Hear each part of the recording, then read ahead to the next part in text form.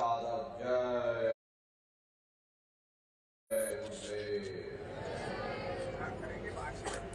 प्रेमी भाई बहनों, हम आप परम सौभाग्यशाली हैं तो सत्संग सुनने का ये अवसर मिल रहा।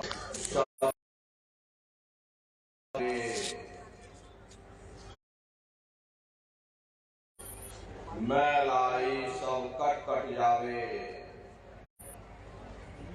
ये सत्संग है, ये कोई कथा कहानी नहीं। नाच के बारे में पता चलेगा कि आखिर मनुष्य शरीर हमको क्यों मिला, क्या इसका उद्देश्य है,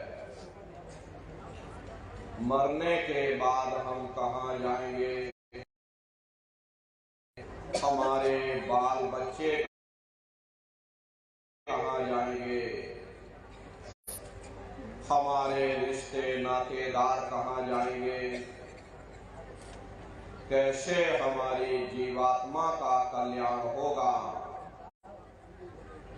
इन तो महात्माओं के सत्संग में कभी किसी जात और बिरादरी, किसी कौम या मजहब या किसी भी व्यक्ति विशेष की कभी कोई निंदा चुगली आलोचना या किसी की बुराई नहीं की जाती। आप अपना कीमती समय निकाल करके, आप अपने कीमती वक्त को निकाल करके सत्संग प्रांगण में उपस्थित हुए हो। इस समय का पूरा सदुपयोग आप लोग करिएगा। एक एक वचन को बड़े ध्यान के साथ सुनिएगा और समझने की कोशिश करिएगा। हमको यह जीवन केवल इसीलिए दिया है ताकि हम जीते जी उस प्रभु की अपनी जीवात्मा का कल्याण करा सकें। ये 5 तत्वों का पुतला, ये पंच भौतिक शरीर हम लोगों को एक निश्चित समय के लिए मिला। जिसका ये शरीर है वो अवश्य ही जानता है और समय पूरा हो जाने पर मकान मालिक जबरदस्ती इस मकान को खाली करवा लेगा। उस समय न जमीन जायदाद काम आएगी, न धन संपत्ति काम आएगी। आपका यही जमीन पर गिर पड़ेगा, क्योंकि जीवात्मा के निकल जाने के बाद में ये शरीर सिर्फ एक माटी का पुतला है, उससे ज्यादा कुछ भी नहीं। आप इस मिट्टी के पुतले को ले जाकर शमशान भूमि पर जला करके राख कर दोगे। हरे आपकी कौम, आपका मजहब, आपकी जात बिरादरी, आपका ये नाम उसी शमशान भूमि पर जल करके राख हो जाएगा। जिस जात बिरादरी के लिए हम लोग लड़ते झगड़ते थे, जिस धन दौलत के लिए हमने आपने न जाने कितने बुरे खोटे कर्म किए, तो मौत के समय में ना ये जात बिरादरी काम आई, ना ये धन दौलत काम आया, सब कुछ हमारा यही छूट गया। इसीलिए महात्मा प्रेम से समझाते हैं कि भाई मिली नर देह यह तुमको बनाओ बचो मत इस जग में जानियो रैन का सपना। खरे प्रेमी भाई बहनों, जैसे रात में हम लोग स्वप्न देखते हैं, उठते हैं, जब हमारी आंखें खुलती हैं तब हमें होश आता, नहीं भाई हम तो स्वप्न देख रहे थे, ये सब भ्रम है। ठीक उसी प्रकार से ये दुनिया भी 10-20-100 साल का स्वप्न है। अब आप कहोगे हम जाग रहे, परंतु प्रेम ऐसा हरगिज नहीं है। जिस दिन मौत का वक्त आएगा, खरे आप रोगे, हाय हाय करके चिल्लाओगे कि हाय हमने सारी जिंदगी आए हो क्या, जब चिड़िया चुग गई खेत।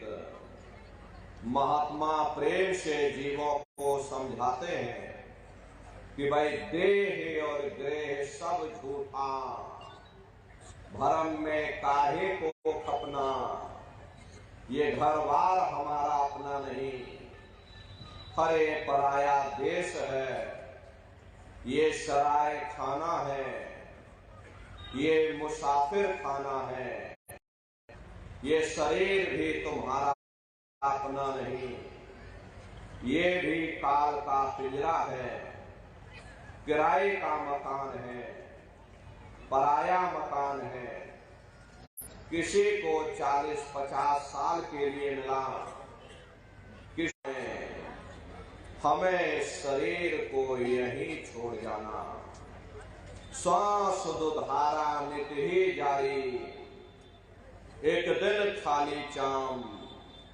खरे प्रेमी भाई बहनों, एक तालाब पानी से चाहे कितना भी क्यों ना भरा हो, आप एक छोटी सी नाली काटकर खोल दीजिए, तालाब में छोटा सा छेद कर दीजिए, तो सारा पानी ही तालाब से बाहर निकल जाएगा। ठीक उसी प्रकार से हमारा ये शरीर भी श्वासों का भंडार है। जब तक श्वासों का भंडार जारी है, हम फंसे हुए दुनिया के कारोबार में उलझे हुए, लेकिन जिस वक्त ये श्वासों का भंडार खाली होगा, हरे टेलीफोन खड़क जाएंगे। हरे प्रेमी भाई बहनों, जिस शरीर से तुम इतना प्रेम किया करते थे, उसे कोई एक रात भी घर में रखने को तैयार नहीं होता। कंधों पर लटका करके शमशान भूमि पर छोड़कर हिंदू लोग तिनका तोड़ाते, जैसे तिनका टूट गया, तेरा मेरा रिश्ता नाता टूट गया। मुसलमान, सिख, ईसाई लोग खाक की मिट्टी कब्र में डाल देते, जो मेरे लिए अंगे अंग दिया तोड़, हिया जरे छाती फटे, उठे पीर घन घोर। गुरु महाराज हमारे सत्संग में फरमाते थे कि जैसे 1 लाख बिच्छू एक साथ मिल करके हमारे जिस्म पर डंक मारे, समझ लीजिए। देखो प्रेमी भाई बहनों, महाप्रलय होती है। महाप्रलय के समय क्या होता, सबसे पहले पूरी पृथ्वी रह जाती। ये पृथ्वी पानी में घुल करके पानी बन जाती है, मानो सुषमावे। उस समय हमारी सांसें रुक जाती, शरीर की चेतना पीछे सिमटने लगती, तो सबसे पहले गुदा चक्र ही टूटता है, क्योंकि पृथ्वी का वास होता है। गुदा चक्र टूट करके ऊपर इंद्रिय चक्र में समा जाता। इंद्रिय चक्र में जल का वास होता, यानी जल ने पृथ्वी को घोल दिया। फिर जब इंद्रिय चक्र की ओर सिमटाव होता, फिर जब ये नाभि चक्र टूटेगा तो हृदय चक्र में समा जाएगा। हृदय चक्र में वायु का वास होता, यानी वायु ने कर लिया, और इस तरह से वायु आकाश में उड़ गई। ये आंखों की पुतलियां पलट जाती हैं, मुंह खुला का खुला रह जाता। महात्मा प्रेम से जीवों को समझाते हैं कि भाई जब यह आकाश पांचों तत्वों को लांग करके ऊपर आती है तो काल दाढ़ में आम दबाना, जब ढर के नैनन से पानी, जब काल अपनी दाढ़ में दबाता उस समय नेत्रों से पानी निकलता, इंद्रियां टूट टूट करके चकनाचूर हो जाती, सब रिश्ते नातेदार खड़े रह जाएंगे, बाहर कर दिया जाता। और जैसे ही जीवात्मा शरीर से अलग हुई, ये शरीर आपका मिट्टी हो जाता। फिर इस मिट्टी को अपने घर में कोई रखने को तैयार नहीं होता, पर आपके कितने भी सगे संबंधी क्यों ना हो, खास नात रिश्तेदार क्यों ना हो, लेकिन एक रात कोई घर में मिट्टी रखने के लिए तैयार नहीं होते। तैयार करो, इनको घर में से जल्दी से उठा ले जाओ, बॉडी फूल जाएगी, इनको वहीं जला करके राख कर दो। ये जो घर में इनके कपड़े लत्ते पड़े हुए, हर इनके कपड़े लत्ते भी उठा ले जाओ, वहीं शमशान भूमि पर जला देना, जिस बिस्तर पर ये लेटे रहे। लेकिन उसने कोई सोने की अंगूठी, कोई गले में सोने की चैन पहनी होगी, उसे धीरे से उतार कर जेब में रख लोगे।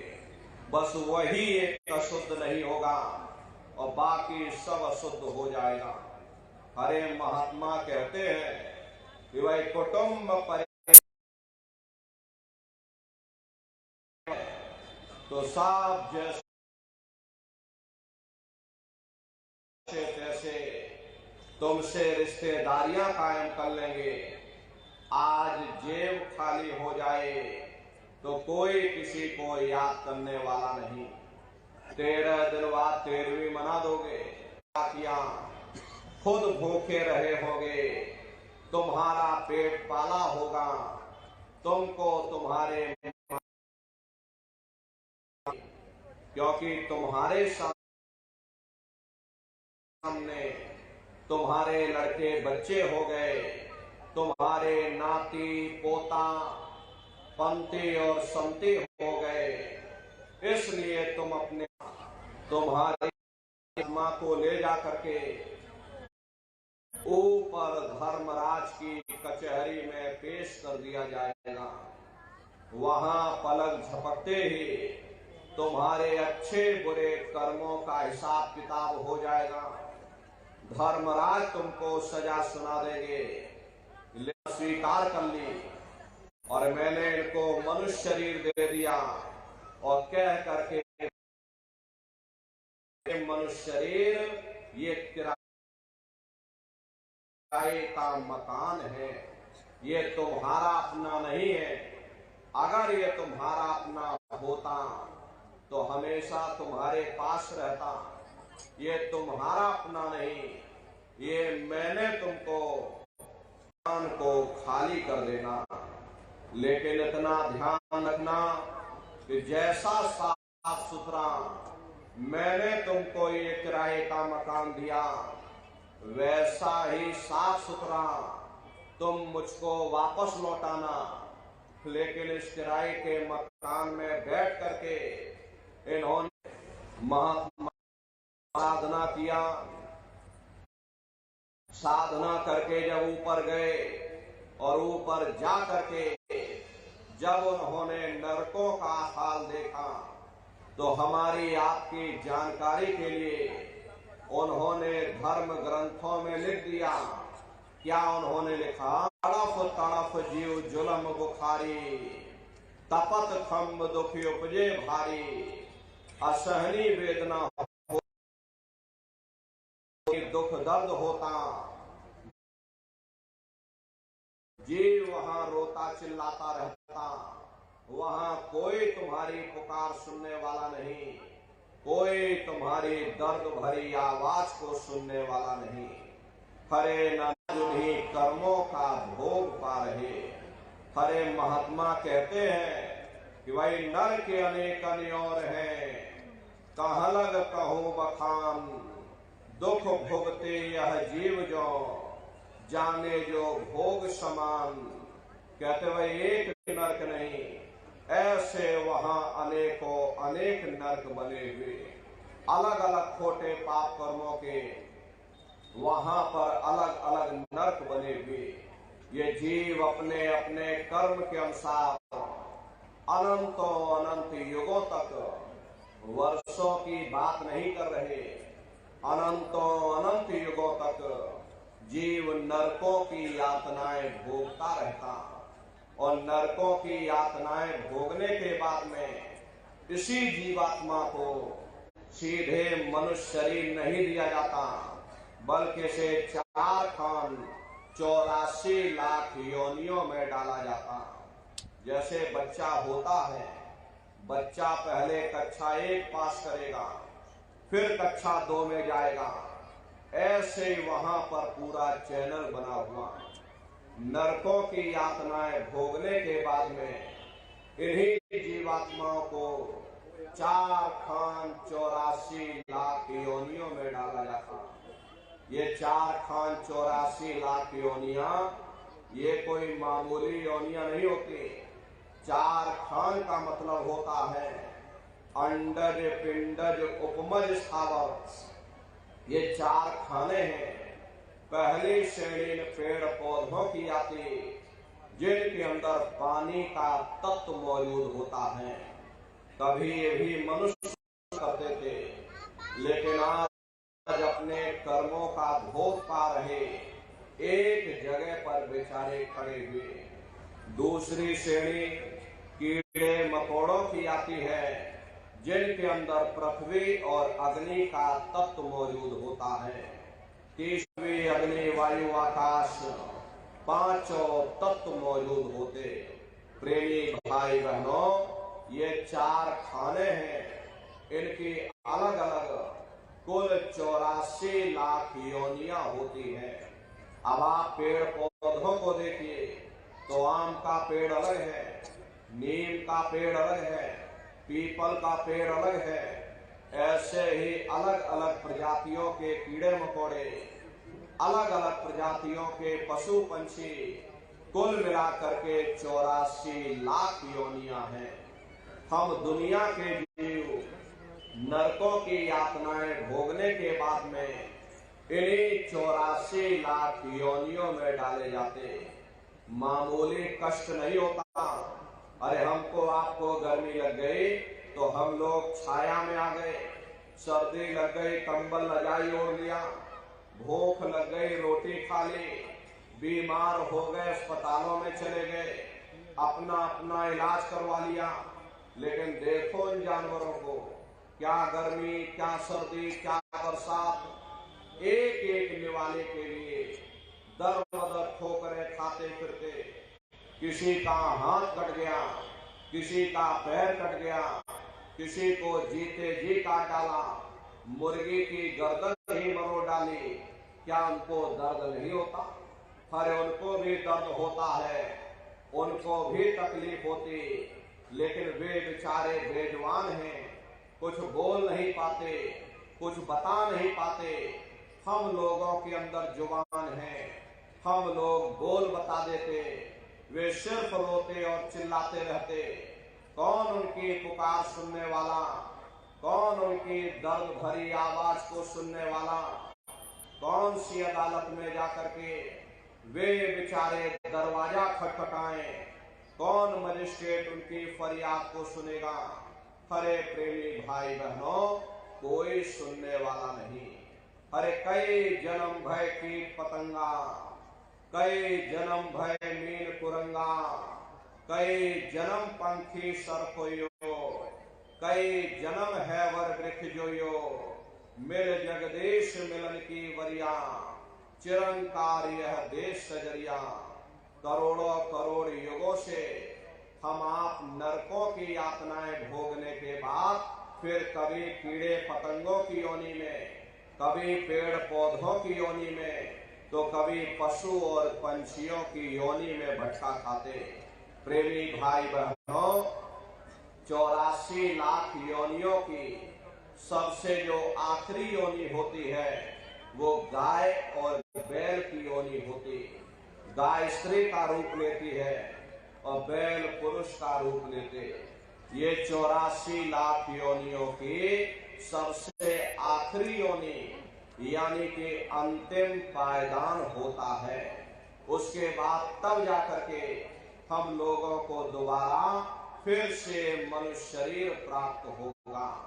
इसीलिए कहा गया कि बड़े मानुष तन पाया, कोट जन्म जब भटका खाया, कोटान कोट जन्म जन्मांतरों तक अलग अलग योनियों में भटकने के बाद में तब बड़े सौभाग्य से हम लोगों को ये मनुष्य शरीर प्राप्त हुआ। लेकिन बड़े अफसोस की बात है कि जैसे किसी को हीरा मिल गया, उसे हीरे की परख नहीं, उसने हीरे को गधे के गले में बांध दिया। ठीक उसी प्रकार से ये मनुष्य शरीर उत्तम से उत्तम है, लेकिन इंसान इसकी कदर नहीं करता। खाने पीने ऐशो इशरत में अपने जन्म को बर्बाद कर देता। महात्मा प्रेम से जीवों को समझाते हैं, भाई बड़े सौभाग्य से तुमको ये मनुष्य शरीर मिल गया।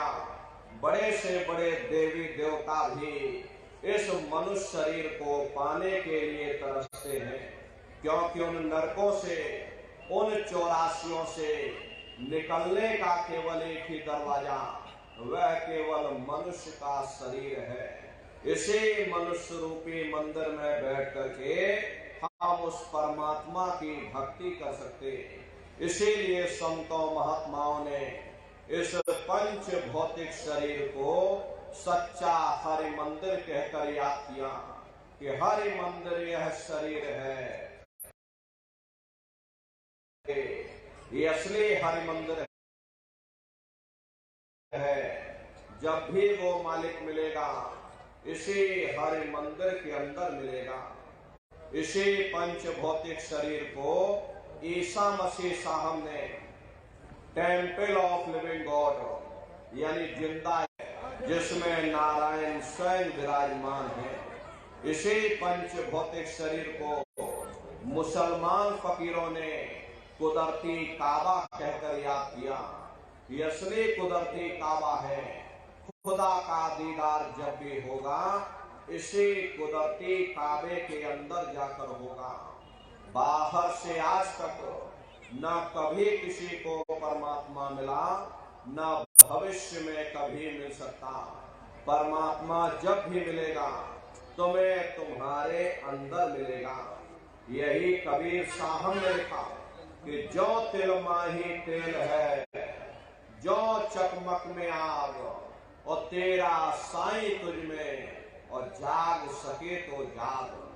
जिस तरह से तिल में तेल होता है, पत्थर में अग्नि होती है, ठीक उसी तरह से वो मालिक हर एक के घट घट में हर एक के वजूद के अंदर बैठा हुआ।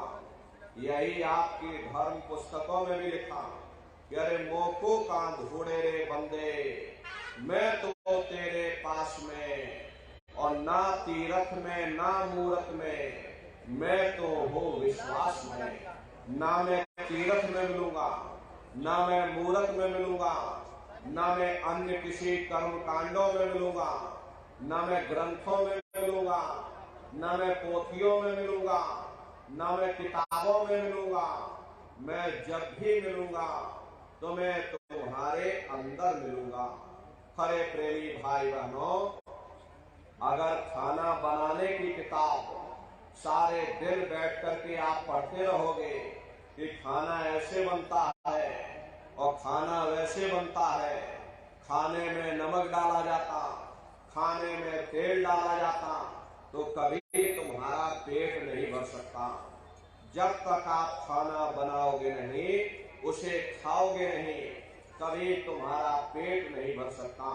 हम वेदों की निंदा नहीं करते, हम ग्रंथों की निंदा नहीं करते, हम गीता कुरान बाइबल की निंदा नहीं करते। हरे वेद शास्त्र गीता कुरान बाइबल कहती है कि भाई मनुष्य के अंदर अंड खंड ब्रह्मांड है, स्वयं वह परमात्मा इसके अंदर बैठा हुआ। चलो अंदर चलो, अंदर चल करके उस परमात्मा का दर्शन दीदार